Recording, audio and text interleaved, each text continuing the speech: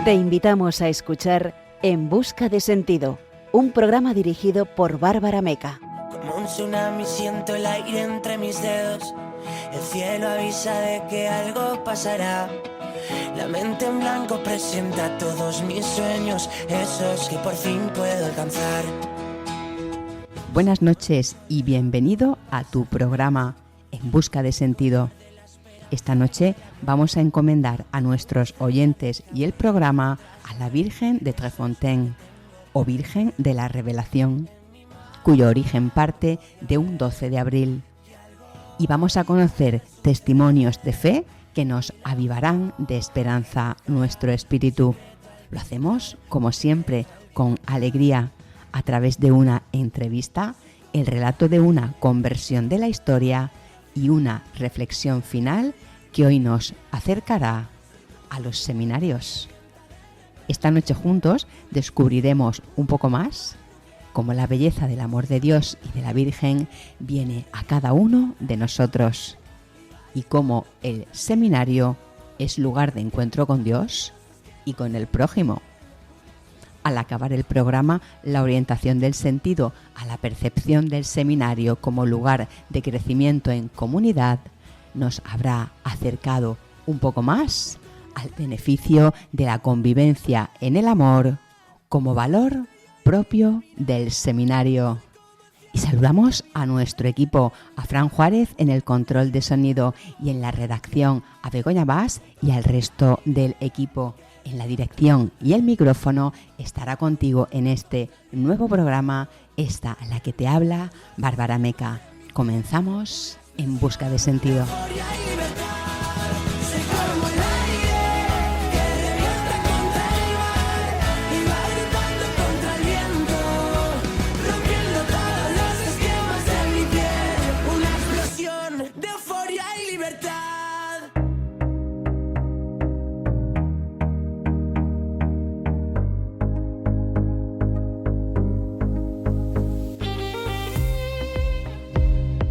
Esta noche sentiremos cómo el amor de Dios y de la Virgen vienen a nosotros muchas veces cuando menos lo esperamos. En nuestro espacio Cada mes de María nos encomendamos a la Virgen de la Revelación, cuyo origen parte de un 12 de abril.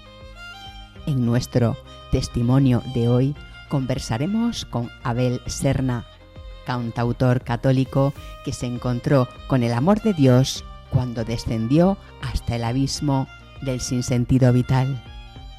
En nuestra sección A la luz de un testimonio conoceremos la historia de Bruno Cornacciola, el protestante romano perseguidor de católicos que se rindió al amor maternal de la Virgen María. Cerraremos el programa con La Lucerna, nuestra sección para el punto y final, una reflexión desde el agradecimiento y la esperanza en Dios, en la que hablaremos sobre los seminarios.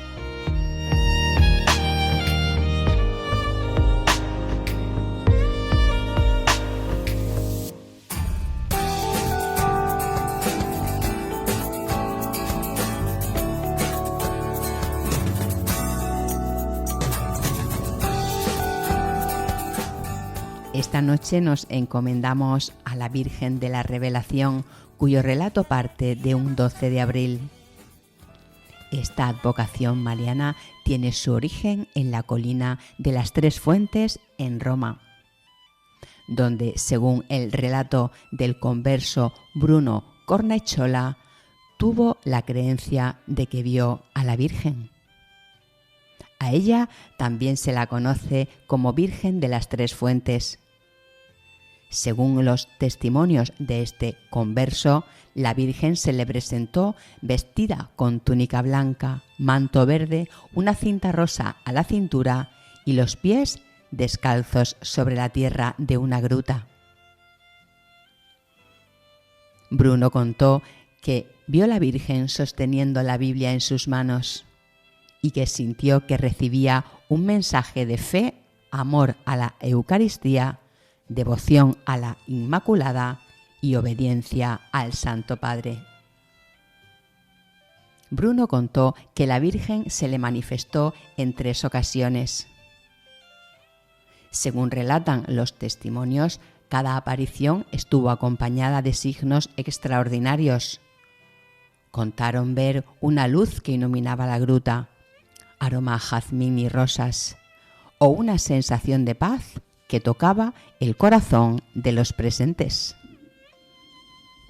El 5 de octubre de 1947, la imagen de la Virgen fue bendecida por el Papa Pío XII en la plaza de San Pedro y trasladada a la Gruta de las Tres Fuentes, convirtiéndose en centro de veneración de muchos fieles. En 1955 se confió a la parroquia de San Pedro y San Pablo a los frailes menores conventuales. Y al año siguiente, 1956, se les confió la custodia de la gruta, autorizándose la construcción de una capilla para el culto a esta imagen. La capilla y la gruta comenzaron a recibir peregrinos de todo el mundo. Con el tiempo, la devoción a la llamada Virgen de la Revelación se fue consolidando. En 1982 se constituyó un comité bajo el vicario de Roma para recolectar fondos destinados a la construcción de un santuario, nombrando como presidente a Monseñor Pietro Blancos. Como primer paso, se edificó un altar frente a la gruta para la celebración de la Santa Misa. El 12 de abril de 1987, con motivo del 40 aniversario de la primera aparición que relató Bruno, el cardenal vicario Ugo Poletti visitó la gruta y presidió la solemne concelebración. En 1993, el Vicariato de Roma adquirió el terreno donde se encontraba la gruta. En 1997, durante la conmemoración del 50 aniversario, la celebración fue presidida por Monseñor Cesare Nosiglia, viceadministrador del Vicariato de Roma. Ese mismo año, el Papa San Juan Pablo II aprobó oficialmente la denominación del lugar como Santa María del Tercer Milenio a las Tres Fuentes. Finalmente, en 2001, el cardenal vicario Camilo Ruini aprobó los estatutos de las misioneras de la Divina Revelación, congregación que custodia esta advocación mariana. El cardenal Poletti resumió el valor del santuario y explicó este fenómeno diciendo: este lugar no necesita un reconocimiento oficial para ser valioso. Contiene un mensaje, un sentido propio. Dios abre muchas veces por medio de su Madre lugares de encuentro donde la humanidad, marcada por el sufrimiento, puede encontrarlo. La Gruta de la Aparición en las Tres Fuentes es uno de esos lugares, un manantial de gracia y amor, honrado y glorificando a la Virgen de la Revelación. La oración con la que esta noche encomendamos este programa y sus oyentes es de la Orden de las Misioneras de la Divina Revelación. Dice así: Virgen Santísima de la Revelación, que estás en la Trinidad Divina, dígnate, te rogamos, dirigirnos tu mirada misericordiosa y benigna. Oh María, tú eres nuestra gran abogada junto a Dios, que con esta tierra de pecado obtienes gracia y milagros para la conversión de los incrédulos y pecadores. Haz que obtengamos de tu Hijo Jesús la salvación del alma, la salud del cuerpo y las gracias que estamos necesitando. Concede a la Iglesia y a su jefe, el romano pontífice, la alegría de ver la conversión de los enemigos, la propagación del reino de Dios en la tierra, la unidad de los creyentes en Cristo, la paz de las naciones, para que podamos amarte y servirte en esta vida y merezcamos verte algún día y darte gracias eternamente en el cielo. Amén.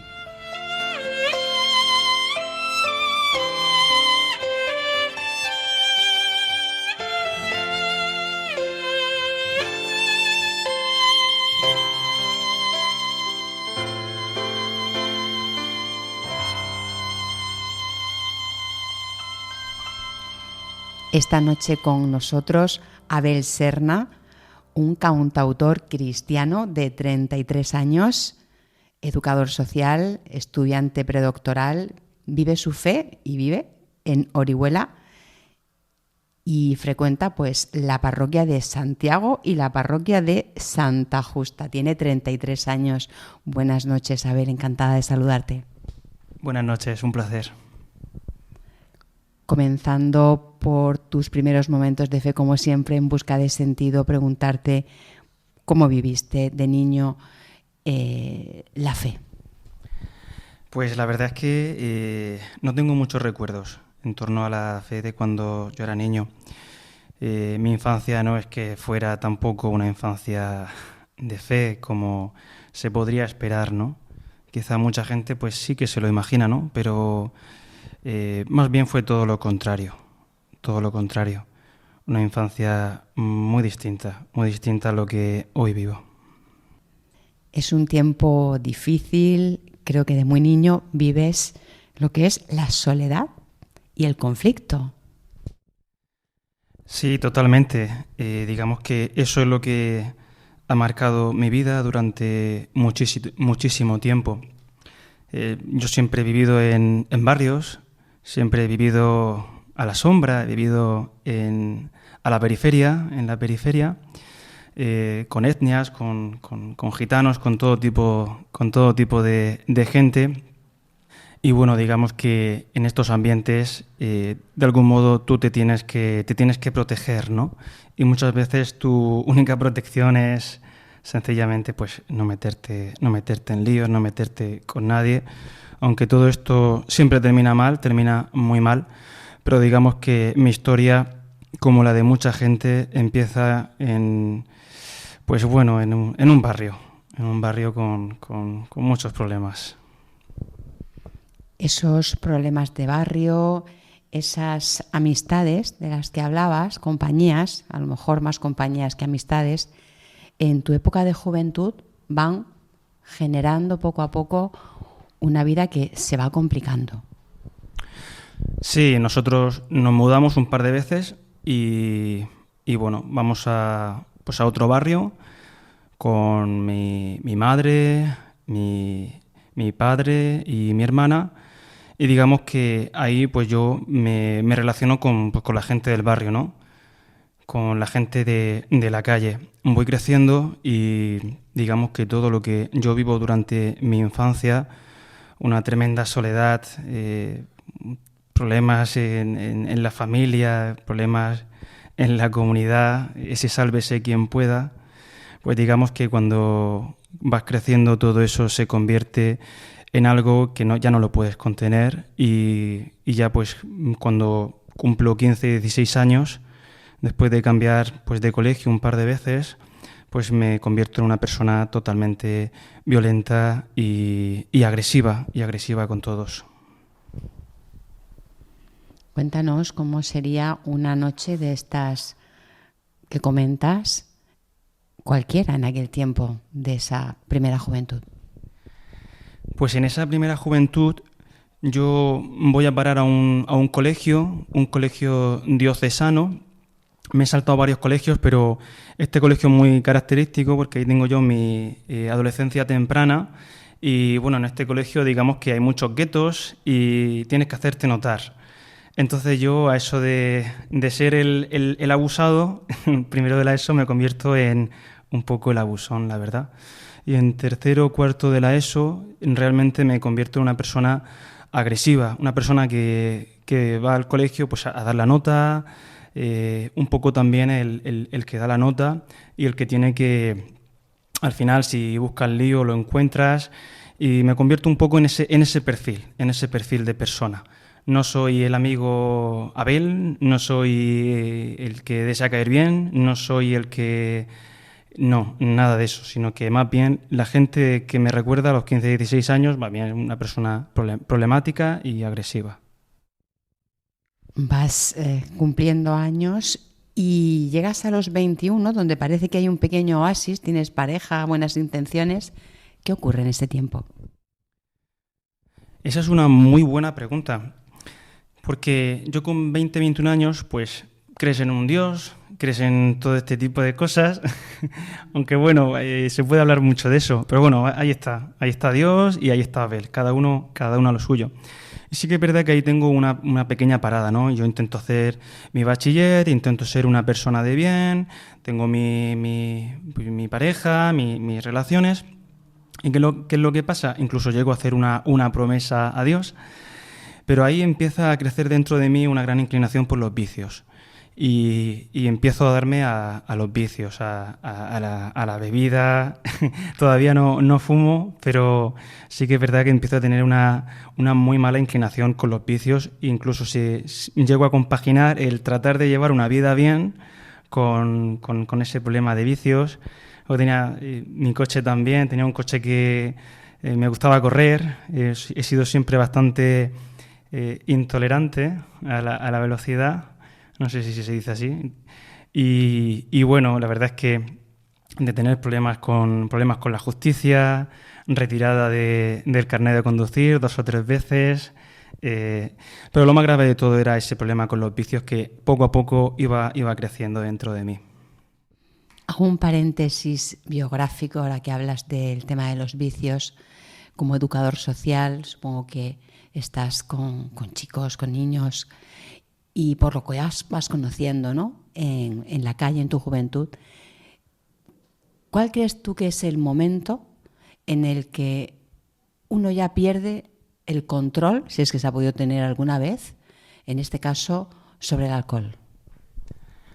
Cuando ha perdido el control, pues realmente cuando ya no lo puedes contener. Cuando tú te empiezas a engañar y dices, vamos a pasarlo bien. Llega el fin de semana, cada vez llegas más tarde, pues imagínate si no tienes límites, ¿no? Y te vas alargando. Y al final llega un momento en el que no puedes contenerte, un momento en el que no puedes pasar un día sin beber, un momento en el que no puedes reconciliarte contigo, ni puedes pasártelo bien sin beber. Y lo que tienen los vicios es que al final siempre necesitas más y más cosas. Es decir, el problema de los vicios es ese, no se puede dialogar con el diablo. O sea, mi abuelo una vez le dije, abuelo, mira que los vicios los trae el diablo. No, y él me dijo, no, Abel, el diablo son los vicios. O sea, pero por ahí van las cosas, ¿no? Y bueno, cuando digamos que ya pierdes el control, cuando sabes que no puedes pasar un día sin hacerlo, se ha apoderado de ti. Es una invasión de tu vida. Esa invasión, no sé si daría como resultado aquella relación que tenías que se frustrara o serían otras causas, pero esa relación finalmente concluye.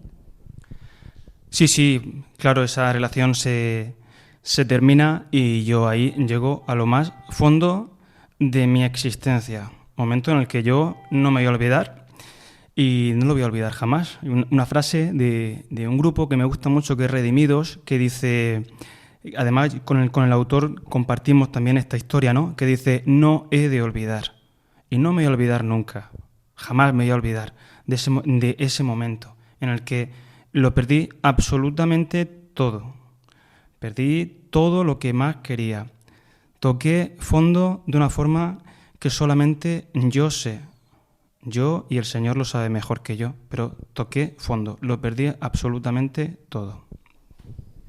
Te encuentras en un momento muy concreto, estás en tu casa, en una situación que es esta a la que refieres, ¿no? Que no vas a olvidar. ¿Cómo fue ese momento en el que tuviste claro que ya habías tocado fondo? Yo era un pecador en la sombra y lo cierto es que aquello es un tsunami. Yo entiendo perfectamente a la gente de la calle, ¿eh? Lo entiendo muy bien porque podría ser yo perfectamente. Pero ese momento fue en mi casa. Era mediodía, yo me había bebido 1 litro de cerveza, yo estaba echado en la escalera, estaba bebiéndome otro vaso de cerveza y me quedé mirando a esa soledad de mi casa, a esa guarida en la que yo me encontraba, y me vino un pensamiento horrible que no sé de dónde viene. No sé si eso es un pensamiento, no sé de dónde viene. Solo puedo decir que no lo voy a olvidar jamás. Jamás lo voy a olvidar. Y no he de olvidar. Abel, ahora sí, has tocado fondo. Pero no has tocado fondo por beberte una cerveza. No has tocado fondo por estar aquí sentado. Estás en tu casa. Has tocado fondo porque ya no tienes el control de tu vida. Eso es tocar fondo. Sea lo que estés enganchado, tocar fondo es cuando ya has perdido tu vida. No tienes control de tu vida. Otras cosas se han apoderado de tu vida. Digo, ahora sí, a ver que has tocado fondo. Ahora sí. Vamos a escuchar y seguiremos posteriormente una canción que ya nos contarás después cómo empiezas a cantar y en qué momento, relacionado con tu conversión, que va especialmente unido. Es una canción tuya, se llama Hasta mi final, de tu proyecto La Vela Pop.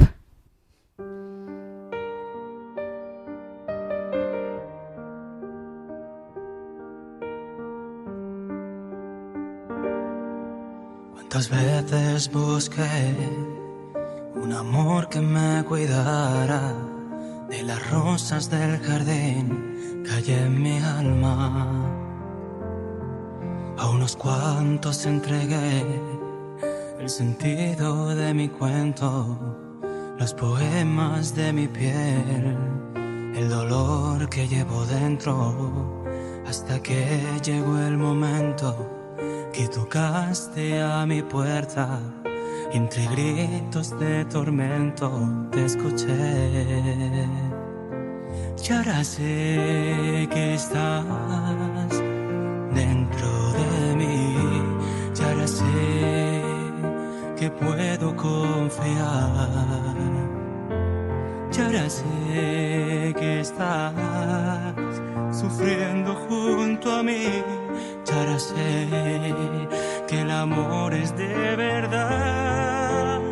Mira mis manos, mira los clavos, mira el costado, mira el dolor hasta mi final. Mira el madero, mira la lanza, estoy sangrando hasta mi final,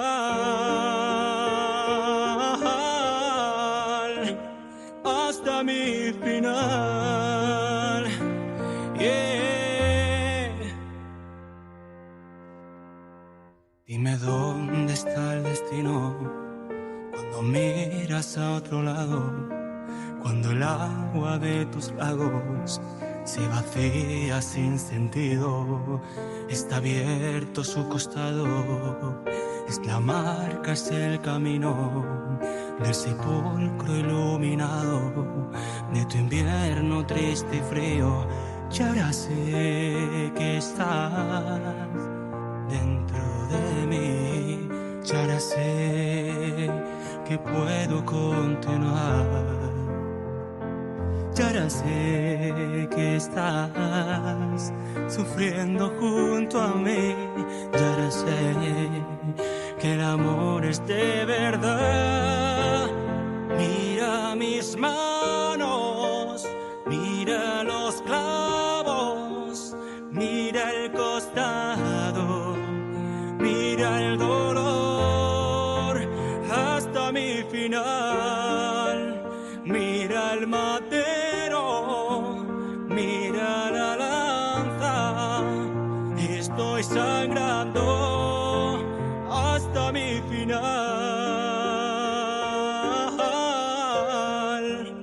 hasta mi final,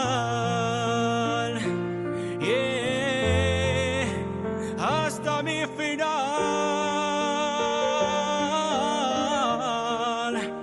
hasta mi final, oh, hasta mi final.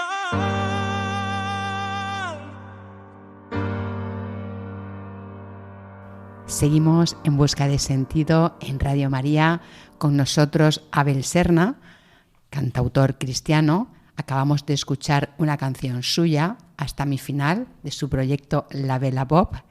Y antes de continuar con el relato biográfico de tu testimonio, preguntarte qué es lo que de esta canción más transmites y llega de tu corazón.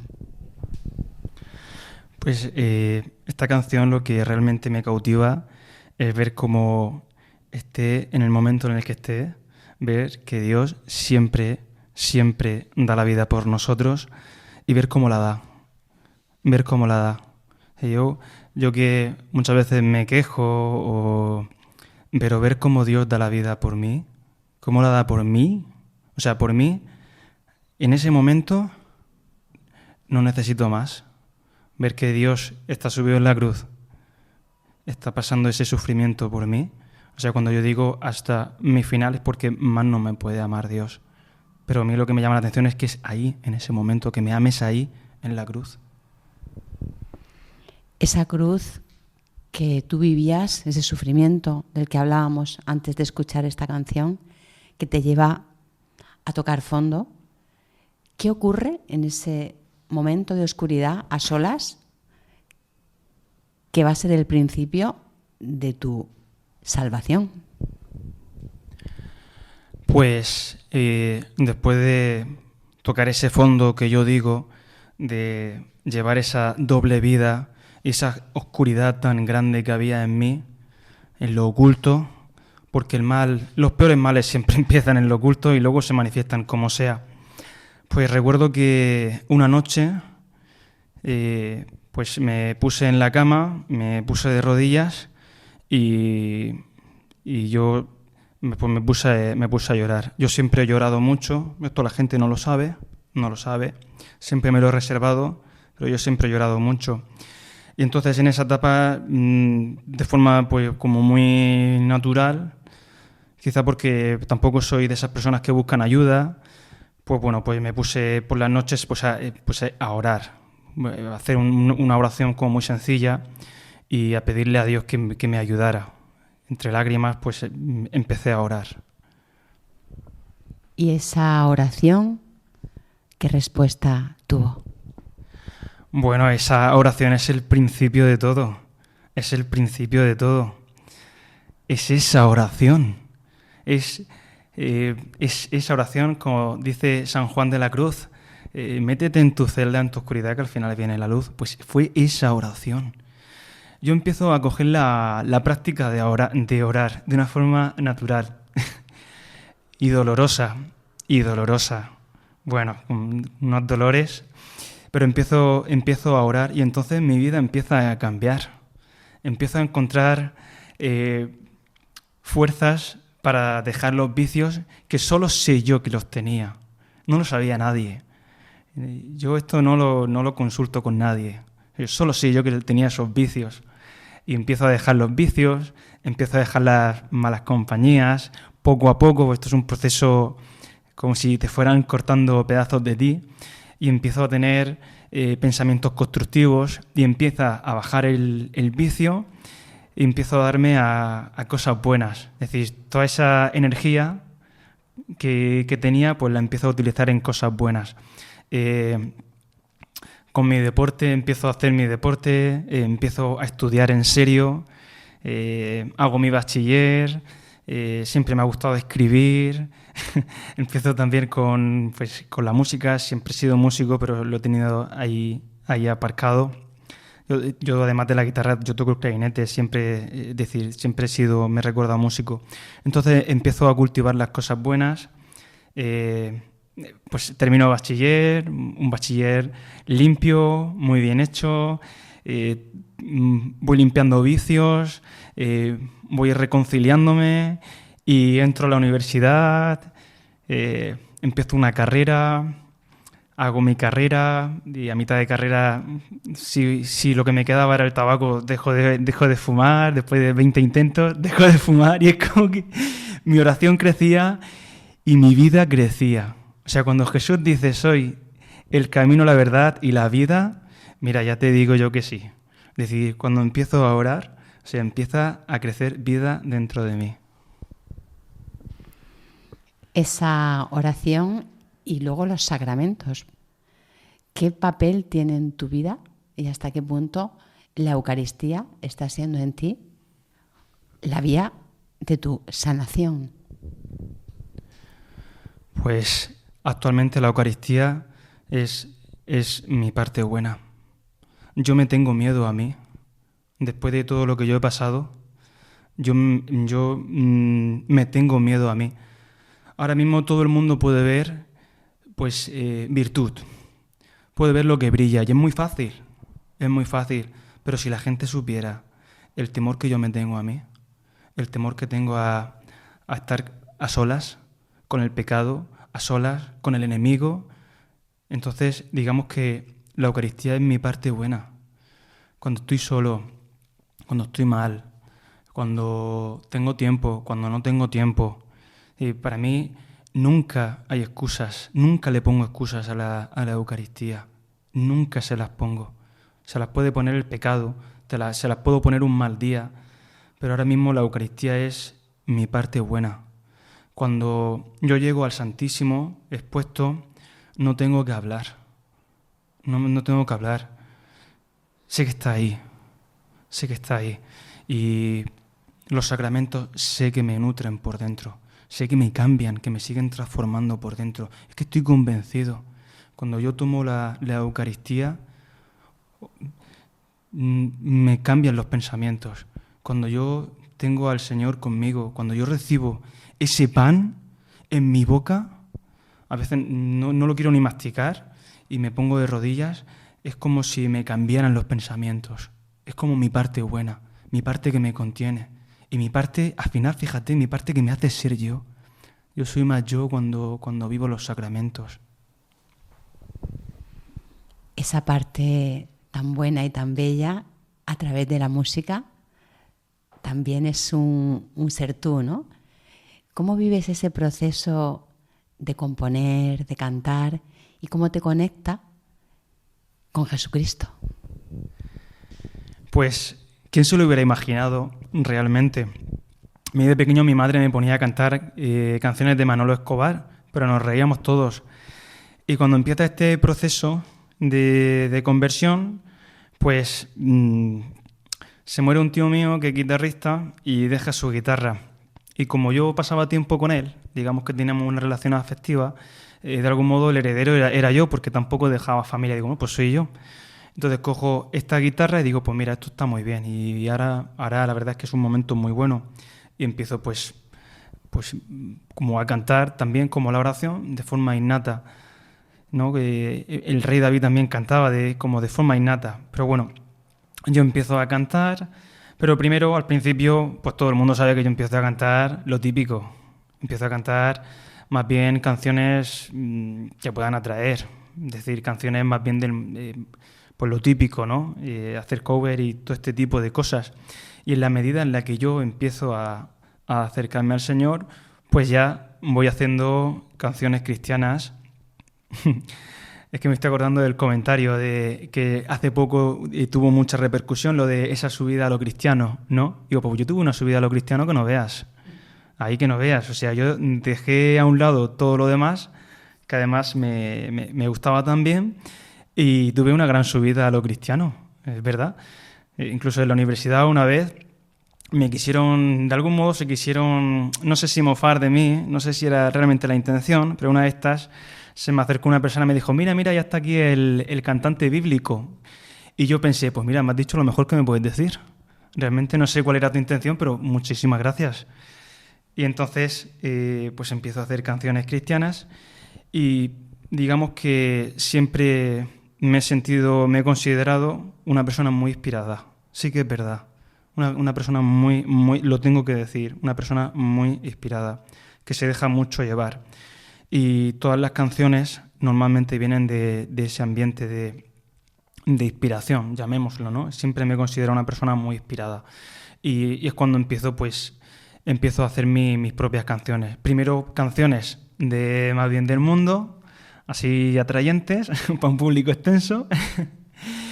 Y al final termino haciendo canciones para pues para el Señor.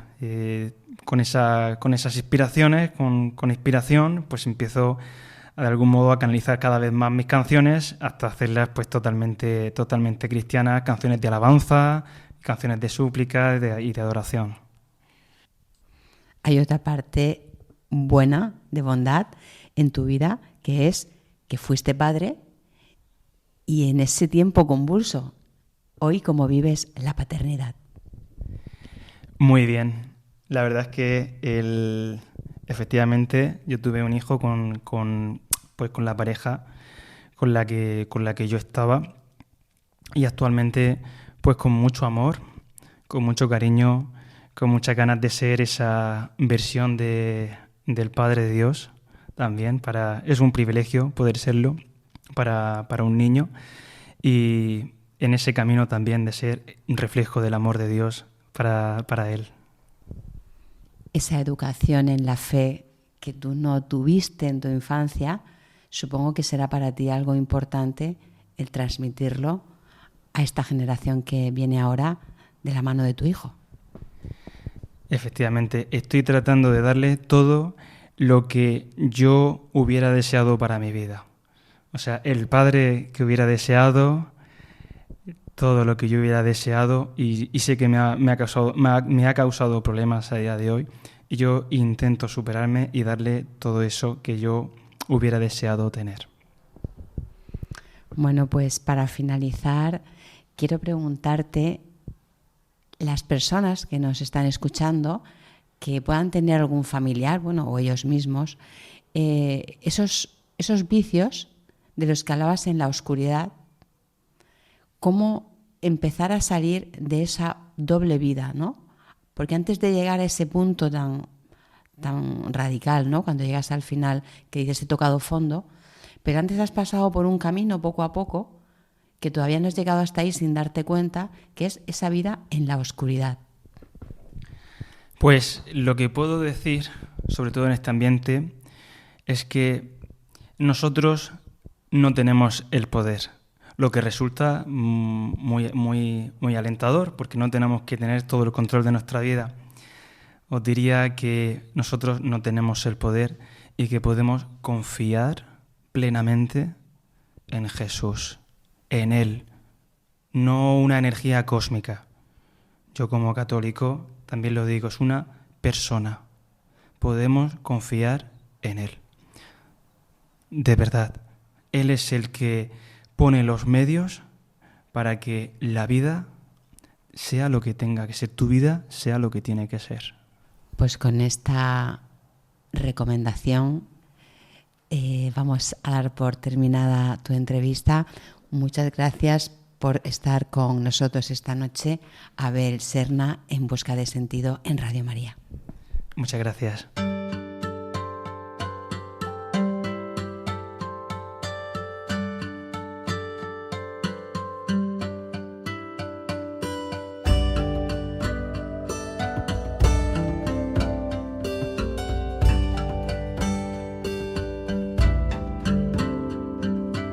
A la luz de un testimonio. El Espíritu de Dios está sobre mí.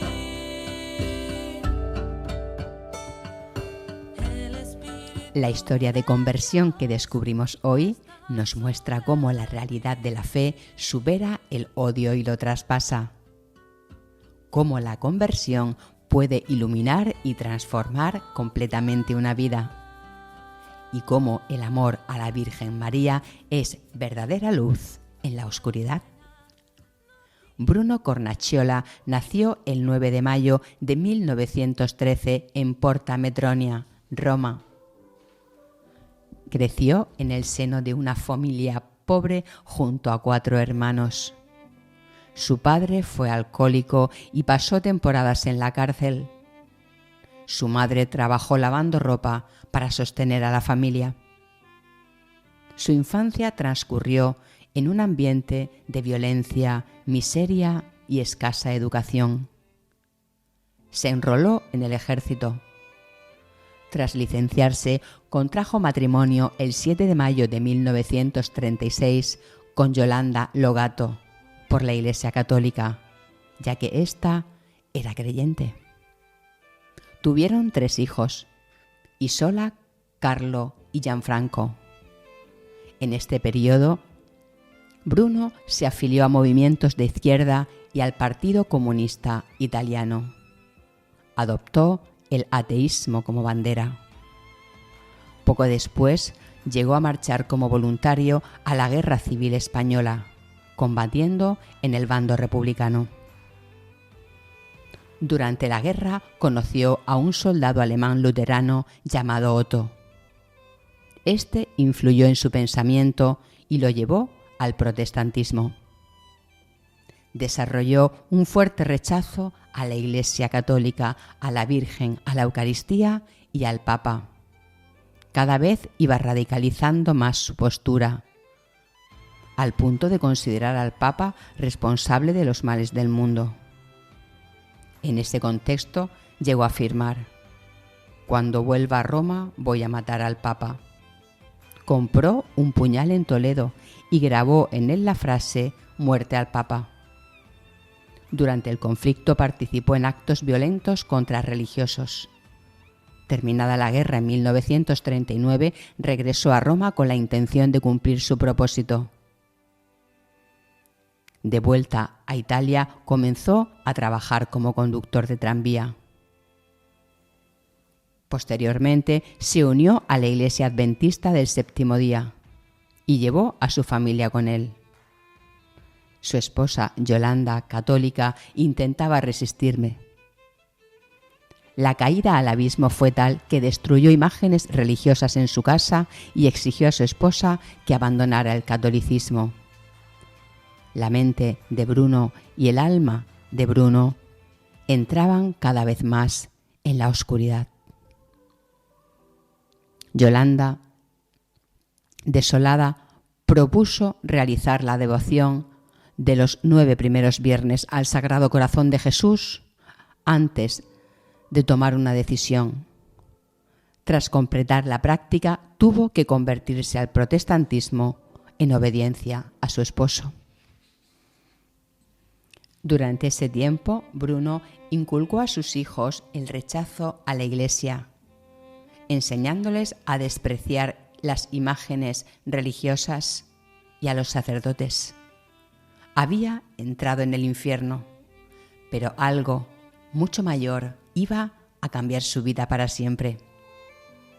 El 12 de abril de 1947, Bruno fue con sus hijos a la zona de las Tres Fuentes, a las afueras de Roma. Eligió un lugar cercano a la abadía para preparar una conferencia contra la Virgen María.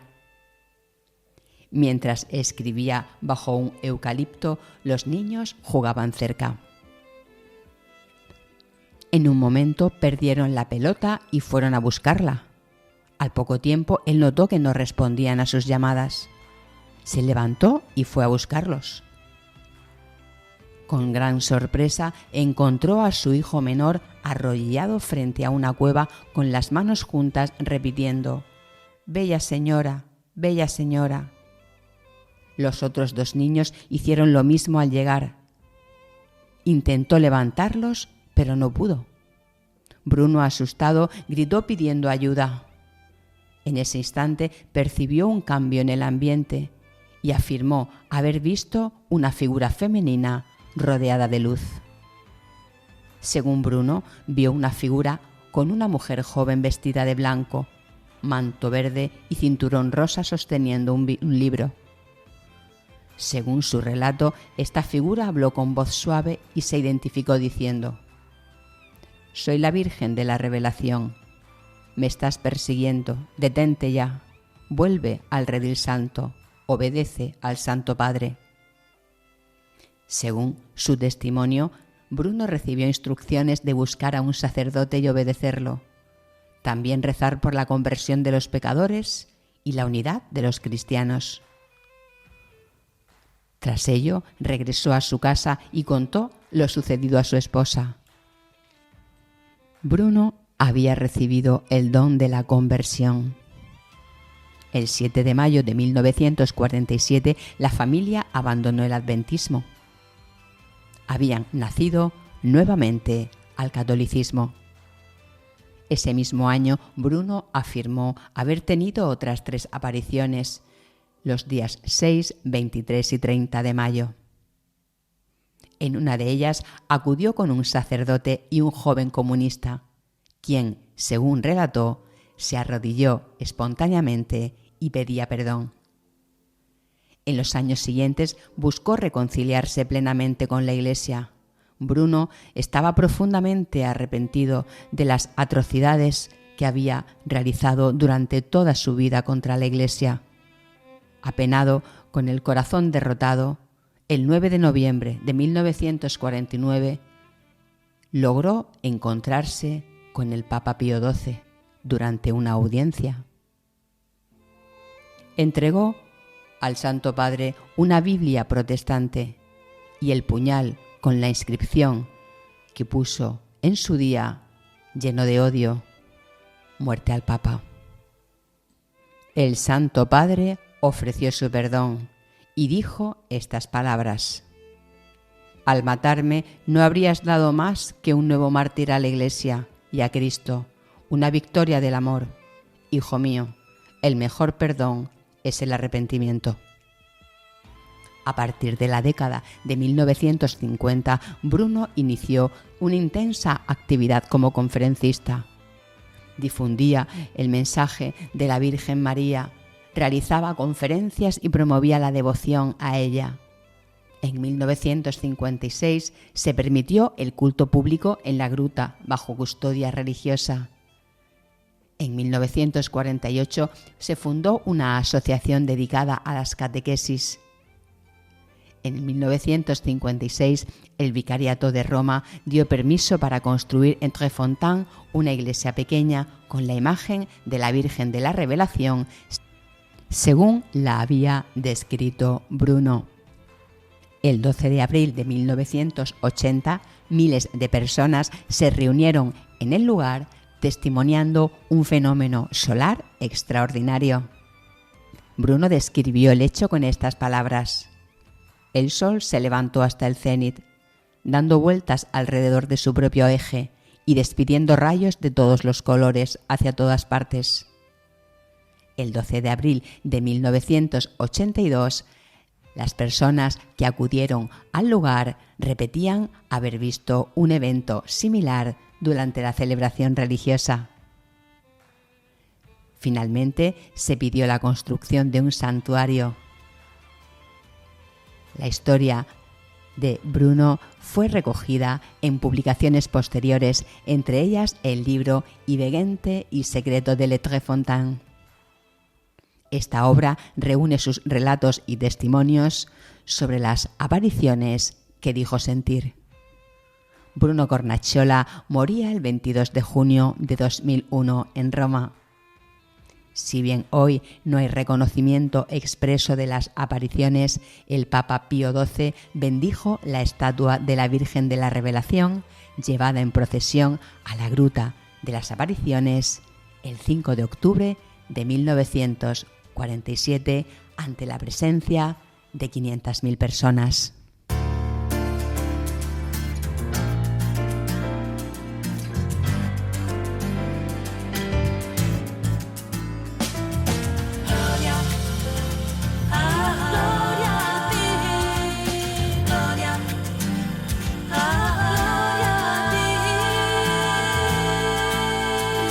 La Lucerna.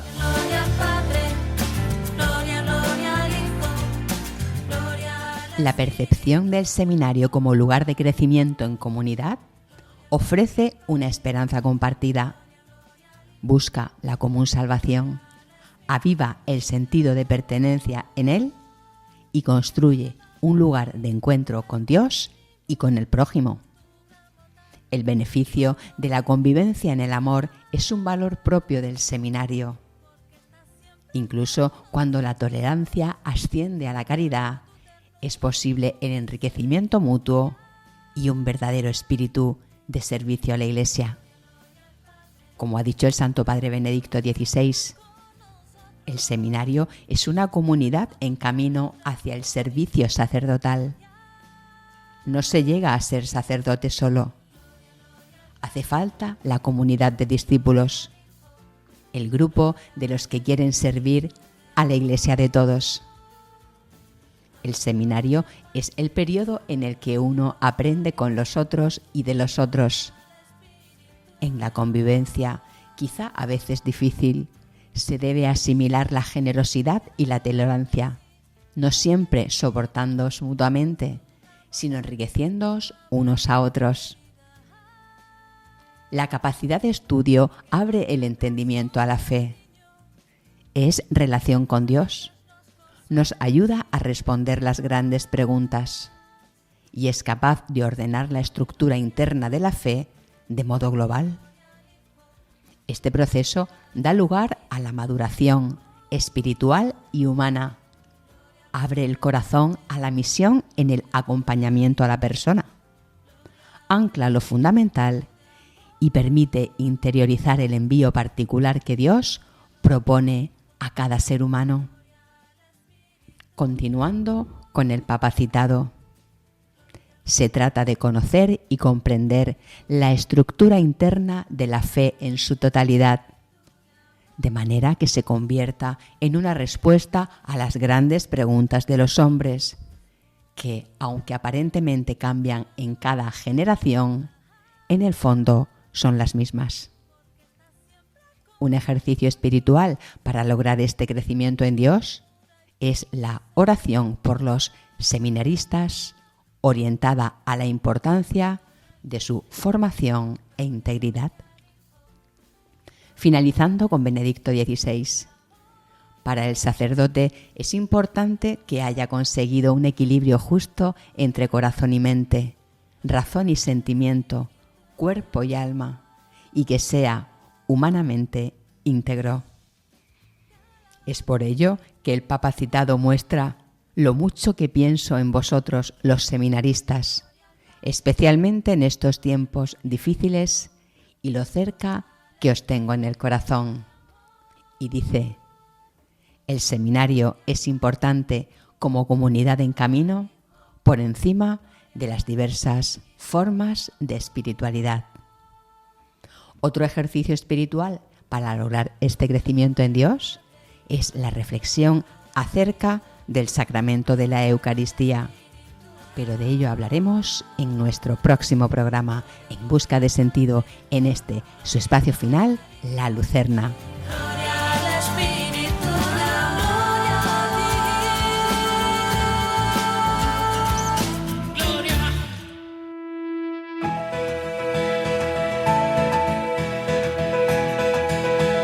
Esta noche, bajo el manto de la Virgen de la Revelación a quien nos hemos encomendado, hemos conversado con Abel Serna, cantautor católico que se encontró con el amor de Dios cuando descendió hasta el abismo del sinsentido vital. En el espacio, a la luz de un testimonio, hemos conocido la historia de Bruno Cornacciola, el protestante romano perseguidor de los católicos que se rindió al amor maternal de la Virgen María. Y acabamos con La Lucerna, nuestra sección para el punto final, una reflexión desde la alegría y la esperanza en Dios. Buenas noches, aquí finaliza tu programa En Busca de Sentido. Si quieres escucharlo o compartirlo con alguien, lo tienes en podcast. Puedes encontrarlo entrando a la web de Radio María España, o bien puedes escribirnos un WhatsApp al número del programa y nosotros te lo enviamos. Nuestro número 611-770-800. Nos encantará que formes parte de En Busca de Sentido. A continuación el programa Esta no es una semana cualquiera, que presenta Luis Antequera. Y nosotros en 15 días volvemos a encontrarnos. Que la alegría de este encuentro te acompañe hasta el próximo, como lo hará seguro en esta, la que te habla, Bárbara Meca. Has escuchado en Radio María En Busca de Sentido, un programa dirigido por Bárbara Meca.